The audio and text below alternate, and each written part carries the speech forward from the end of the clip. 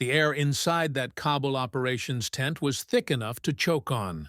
For 3 weeks straight, the mountains had been swallowing Marines whole. Patrols that went out strong came back broken, if they came back at all. Gunfire echoed through those valleys every single night, and the wounded kept pouring in.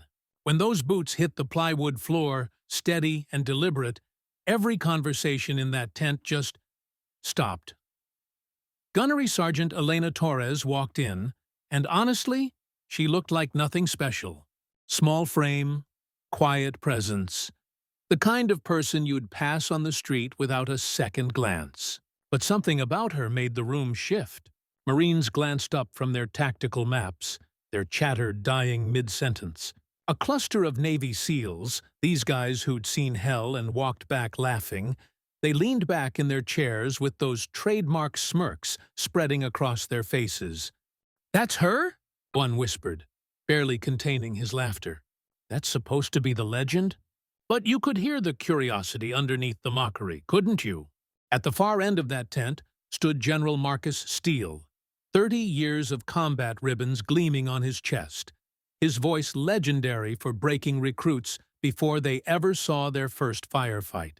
He'd heard the rumors circulating through the ranks, whispers about some Marine who could slip through enemy fire like smoke, who dragged entire squads back from the brink when hope had already died. But Steele didn't believe in ghost stories, and the quiet woman standing before him looked more like a librarian than a warrior. The room grew restless, that uncomfortable energy you feel when everyone's waiting for someone to be humiliated.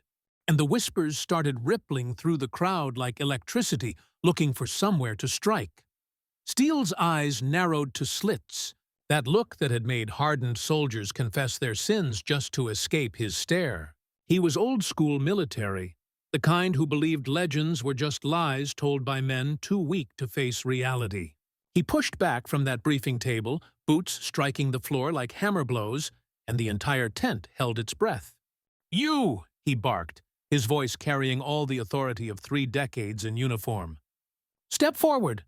Torres moved without hesitation, and every eye in that room followed her, the weight of their curiosity pressing down like storm clouds ready to burst. "Name and unit," Steele commanded, his tone sharp enough to cut glass. Torres answered with that textbook precision they drill into you at boot camp. "Gunnery Sergeant Elena Torres, 1st Recon, sir." Clean, crisp, exactly what he expected. But it wasn't enough, not nearly enough. He'd read those classified reports, the ones that talked about impossible rescues and miraculous survivals. Stories that made his blood run hot, because soldiers shouldn't worship their comrades like gods. He stepped closer, his shadow falling across her face like a judgment, and you could feel the tension ratcheting up another notch. "Not good enough," he said quietly, but that quiet voice somehow filled every corner of that tent. "Call sign." The effect was instant and electric. The room seemed to stop breathing entirely. Marines exchanged glances that carried 3 weeks' worth of whispered conversations.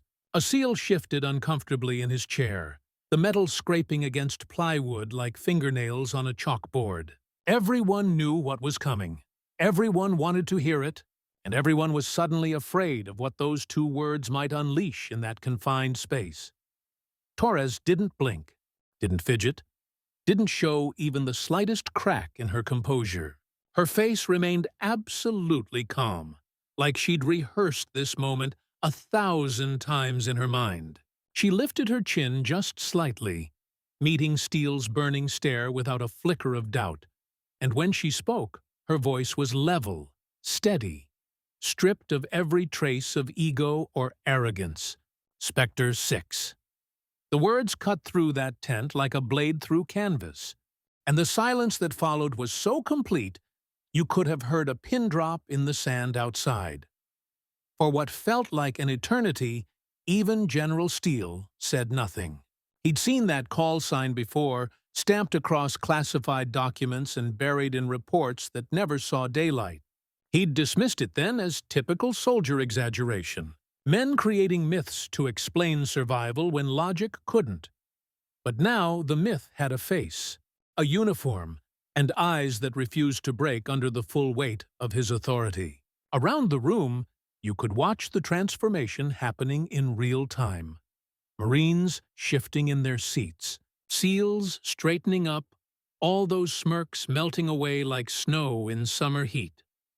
The SEAL who'd been laughing loudest just minutes before sat frozen, his hands gripping his knees, jaw clenched so tight you could see the muscles jumping. Across the table, junior officers who'd read fragments of those after-action reports, the ones never meant to leave secure channels, suddenly understood they were breathing the same air as the source of every impossible story they'd dismissed as fantasy. Reports about a Marine who vanished into Kabul's maze of alleys, only to reappear behind enemy lines like some kind of battlefield ghost, turning hopeless firefights into clean victories with surgical precision. "Specter 6, Steele repeated slowly, tasting the words like medicine that might be poison.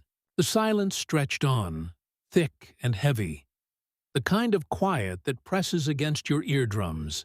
Marines who'd mocked her quietly just minutes earlier couldn't meet her eyes now. No one laughed, no one whispered, because they'd all felt that sudden shift when rumor became fact, when legend walked into their world wearing desert camouflage and carrying an M4. Torres stood motionless, offering nothing more than those two words, because sometimes that's all the truth needs. And in that moment, watching hardened warriors sit in stunned silence, you realize that some legends aren't just stories told around campfires. Sometimes they're flesh and blood, standing right in front of you, asking for nothing but respect they've already earned in the blood and dust of Afghanistan's forgotten valleys.